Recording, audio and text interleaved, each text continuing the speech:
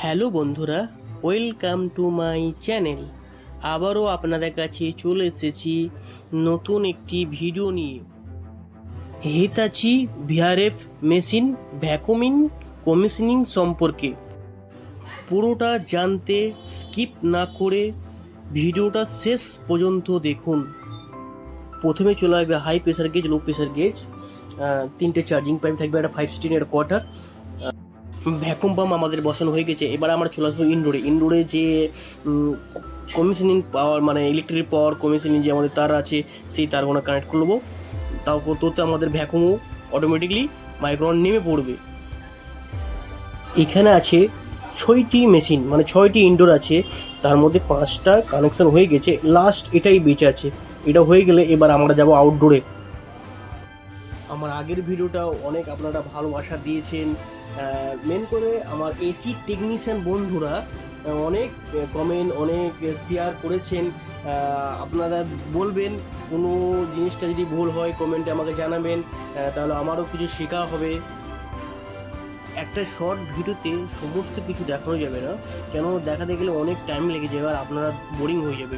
ওই জন্য স্কিপ করে করে দেখাচ্ছি, আপনাদের অবশ্যই ভালো লাগবে। গাইস, আমাদের মাইক্রন নেমে গেছে 285, ম্যাক্সিমাম 400 হলেই এনাফ।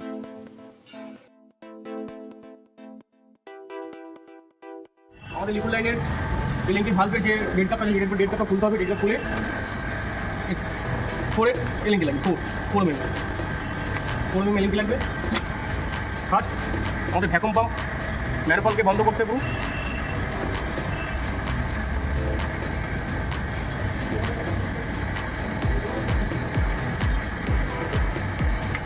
ভ্যাকুম বন্ধ, মানে গ্যাস পাইপে চলে যাচ্ছে।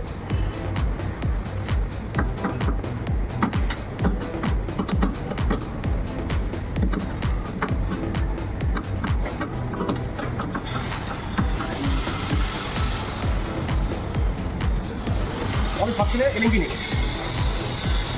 সাবসেনে আমাদের এলএনজি নেই। এটা হলো ভালভ সিস্টেম,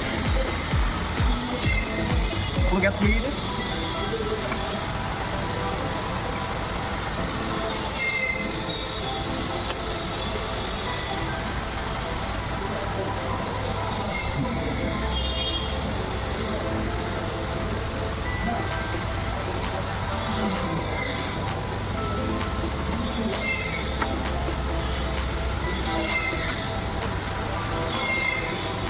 কোথাও হবে অনুষ্ঠান যে তার কাছে ওটাই কাট করবো।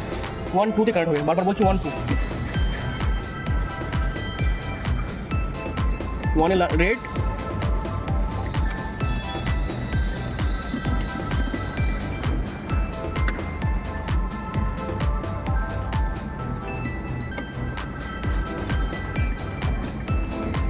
1 এখান থেকে যে লাইনটা দিলাম থাকবো, লাইনটা খুলবো।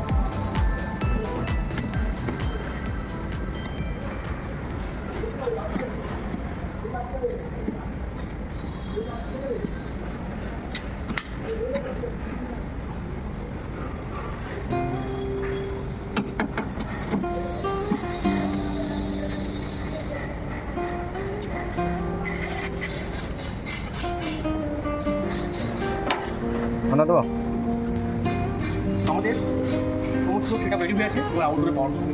এখান থেকে এন্ট্রি করাবো।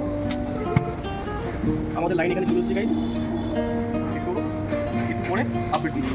চেক করে এসি রানিং, গ্যাস রান চলছে, আপনারা দেখতে পারুন।